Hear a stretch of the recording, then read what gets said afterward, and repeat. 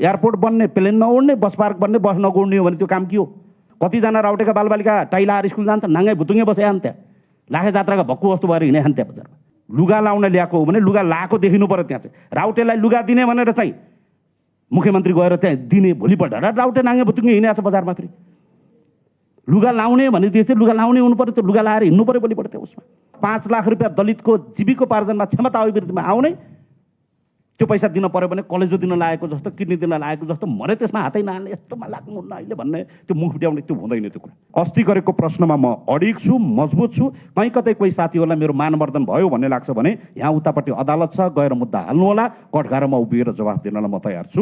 तर एउटा सार्वभौम एउटा चाहिँ समितिमा आएर टोपी भुइँमा राखेर जुवारी खेल्न पाइँदैन। टक्रक्क त्यहाँभित्र छलफल हुन्छ, आँखा मिलाउने, भाका मिलाउने, कागज मिलाउने, मुख मिठो बनाएर कुरा गर्ने, यसो प्रमाण पेश गर, निराहार प्रमाण आरोप लाउँछस् भन्नुभयो भने राउटेको शिक्षाको नाममा कति पैसा लगानी भएको त्यो दैलेखमा, त्यो गुराँस गाउँपालिकामा कतिजना राउटेका बालबालिका टाइला स्कुल जान्छ, नाङ्गै भुतुङ्गे बसे आन् त्यहाँ, लाखे जात्राका भक्कु वस्तु भएर हिँडे आन् त्यहाँ बजारमा।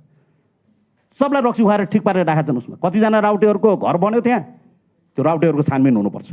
समाज कल्याण परिषद त्यो संस्थाको बारेमा छलफल हुनुपर्छ। सभापतिज्यू, तत्काल अहिले नै दलितका नाममा, गरिबका नाममा, ती सुखडमा बसेका, दैलेखमा बसेका, लोहरेमा बसेका, काँडाचौरमा बसेका, झुप्राखोलामा बसेका वादीहरूको नाममा, दलितको नाममा, डुमसमार मुसरहरूको नाममा, तराईमा कति पैसा आएको छ तिनीहरूको जीविकोपार्जनमा, यसको प्रक्रिया के हो? बडो मिठो तरिकाले भन्नुभयो साथीहरूलाई। यहाँ कर्मचारी साथीहरूले पैसा यसरी आउँछ, यसरी जान्छ, बिल मिलाउने, यस्ता कुरा मिलाउने, कागज मिलाउनेमा त तपाईँहरू त लोकसेवा नै पास गरेर आएका मान्छेहरू हुनुहुन्छ। मेरो त्यसमा केही प्रश्न छैन, प्रक्रियामा प्रश्न छैन, परिणाम के हो?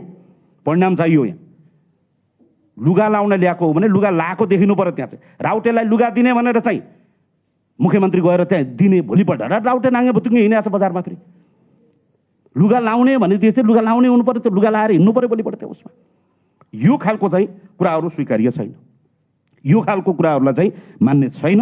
यो कुरामा सार्वजनिक लेखा समितिले, मैले फेरि पनि भने, समाज कल्याण परिषदबाट अहिले पनि यहाँ बजारमा भोलि मलाई एउटा बोलाइयो, अघि कार्यक्रममा के भनेर बोलाइयो? दलितको थर परिवर्तन गर्नुपर्छ, फलानु एनजिओले कार्यक्रम आयोजना गरेको छ, आउनुपर्छ। सामाजिक सद्भाव भड्काउने काम भइरहेको छ एनजिओको नामबाट, जातीय द्वन्द्व भड्काउने काम भइरहेको छ, साम्प्रदायिकता भड्काउने काम भइरहेको छ। राज्यले त्यसलाई अनुमोदन गरेर छाप लाएर, लाछाप लाएर ल देश भड्का भन्न पाइँदैन। जातको नाममा, धर्मको नाममा समाज भड्काइरहन पाइँदैन, त्यो ठेक्का दिन कसैलाई पनि दिन पाइँदैन। एक थरी दलित अहिले परेको छ बजारमा। फेरि छिटो थर फेरिहाल्नु पाएको भए म पनि ठुलै हुन्थेँ भन्ने परेको छ। थर फेर्न मन लागेका साथीहरू जाने, तर दलितलाई अगाडि देखाएर राज्यलाई ध्वस्त पार्न पाइँदैन। अङ्ग्रेजीमा पैसा ल्याएर नेपालीमा डुबाउन पाइँदैन। बडो मजाले चाहिँ डकुमेन्ट पेश गरेर नेपाल ध्वस्त बनाउन पाइँदैन। यो समाज कल्याण परिषदमा यो अहिले महिला तथा बालबालिका मन्त्रालयमा संयोगले मेरो बहिनी एउटा सामाजिक अभियानबाट आएको सीताबादीज्यू त्यहाँ मन्त्री हुनुहुन्छ, सचिवज्यू यहाँ हुनुहुन्छ। दलितका नाममा, गरिबका नाममा आएका बजेटहरू कहीँ कतै फ्रिज हुनु भएन सचिवज्यू। मेरो स्पष्ट कुरा, घर बनाउने कुरा सबभन्दा पहिला टेन्डर खोल्ने, साउन लाग्न पाएको छैन टेन्डर खोल्न थालिहाल्ने। तर 5 लाख रुपियाँ दलितको जीविकोपार्जनमा क्षमता अभिवृद्धिमा आउने, त्यो पैसा दिन पर्यो भने कलेजो दिन लागेको जस्तो, किडनी दिन लागेको जस्तो मरे त्यसमा हातै नहाल्ने, यस्तोमा लाग्नुहुन्न अहिले भन्ने, त्यो मुख फुट्याउने त्यो हुँदैन त्यो कुरा। त्यसैले गरिब, दलित, उपेक्षित, उत्पीडितको नाममा राज्यले दिएको होस् चाहे वैदेशिक सहायताबाट आएको होस्, त्यो कुरा ठाउँमा पुग्नुपर्छ। अँध्यारोमा झटारो हानेको जस्तो ट्याक्कै लाग्यो भने हेर हामीले त अँध्यारोमा पनि झटारो लगायो भने मैले मेरो कुरा टुङ्गाएँ। हजुर, मेरो कुरा सकाएँ। यो अलिकति हामीसँग लक्षित कार्यक्रम भएको हुनाले यो बारेमा चाहिँ सुर्खेतमा, कर्णाली प्रदेशमा उतातिर परेका पनि गरिबका नाममा, दलितका नाममा, त्यो पीडितहरूको नाममा ठुलो खालको चलखेलहरू भइरहेको छ, यो बारेमा होस्। भौतिक संरचनाको सन्दर्भमा पोखरा एयरपोर्ट के भइरहेको छ, जो अन्तर्राष्ट्रिय सहायतामा बनिरहेका भइरहेको एयरपोर्ट बन्ने, प्लेन नउड्ने, बस पार्क बन्ने, बस नगुड्ने हो भने त्यो काम के हो?